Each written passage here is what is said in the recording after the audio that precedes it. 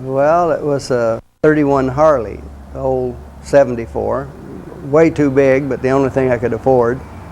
And I was 15.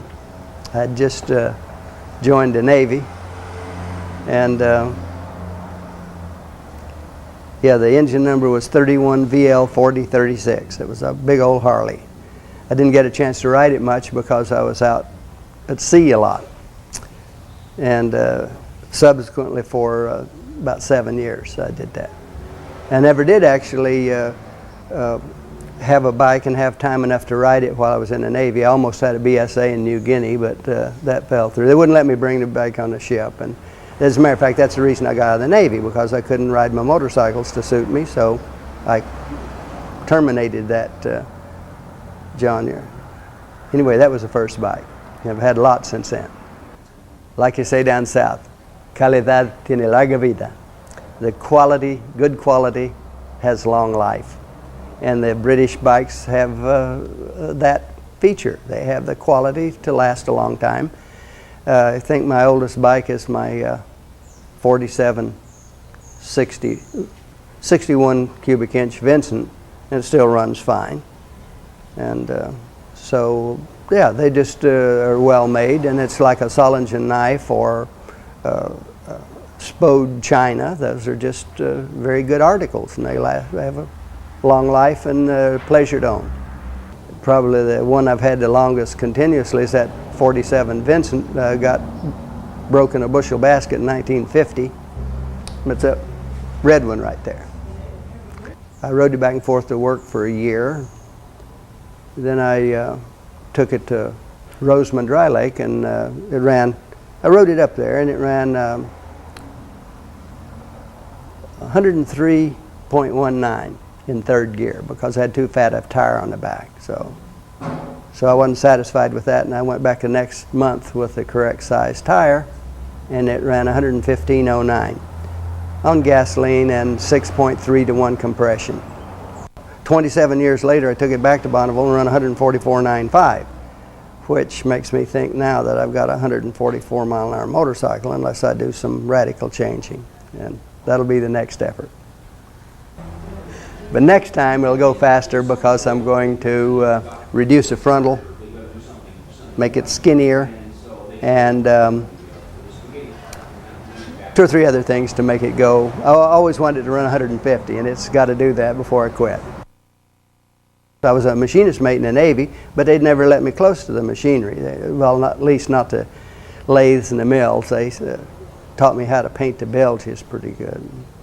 So when I got out of the service, I started a store, and I bought me a lathe, and I've got 2 or 3, and a milling machine and welders, and I learned how to use all those, and I make a lot of special parts. I made a lot of special parts for that Vincent that I ran at Bonneville last. Shifting lever and brake pedal and gas tank cap, and a lot of the little special parts, brackets and things, and it makes it work better. Makes it work better. This is the idea room. There's all sorts of them here. I bought this milling machine about 20 years ago, and it didn't have any handle on this end, so with a Norton Kickstarter and this little piece I made, and a second gear out of a Norton transmission, and a spring from a Del Ordo carburetor, that makes a handle that works, and is spring loaded, so it won't wind you up like a windmill. When you can't get it, well, you have to make it sometimes.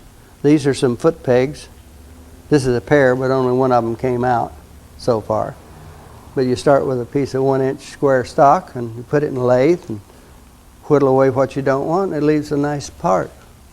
And here's a oil filler cap.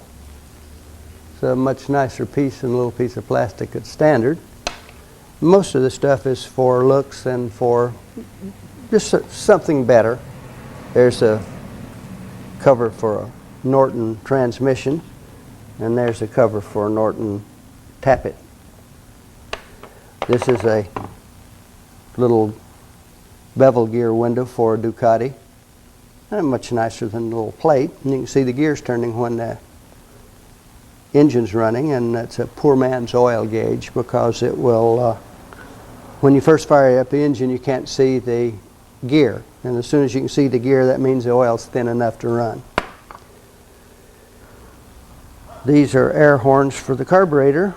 They made little plastic ones I didn't like, so I thought that was a nicer piece. Takes about 4.5 hours to whittle that out of 3-inch bar stock, but they last forever and they flow more air. I'm making a racing Ducati, and this is my gas cap. It's all aluminum, all homemade, stainless steel and aluminum. Now I got to make a tank to fit it on.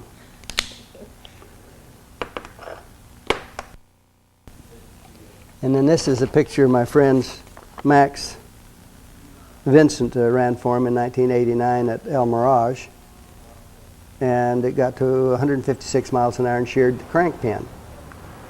I would like to rode that because it should have done about 200 miles an hour. He tore it up and made this other thing here that we just went to Bonneville and ran a few days ago. And there's the pictures of that. Don Vesco rode this. It would be beyond my realm because I have no experience in that direction. But it should run fast when he gets it redone. And there's a picture of another famous motorcycle owner, Vincent Mann. Jay Leno and Sonny Angel, October 1991. Wow, that's 4 years ago. I thought it was only a couple years. Time flies when you're having fun. I rode a BMW down to Mexico City and back in a fit of enthusiasm. 6,200 miles in 21 days. And rode a Harley down to Florida and up to Canada and back. And rode a Triumph all over Europe one summer, about 8,000 miles, 3 months.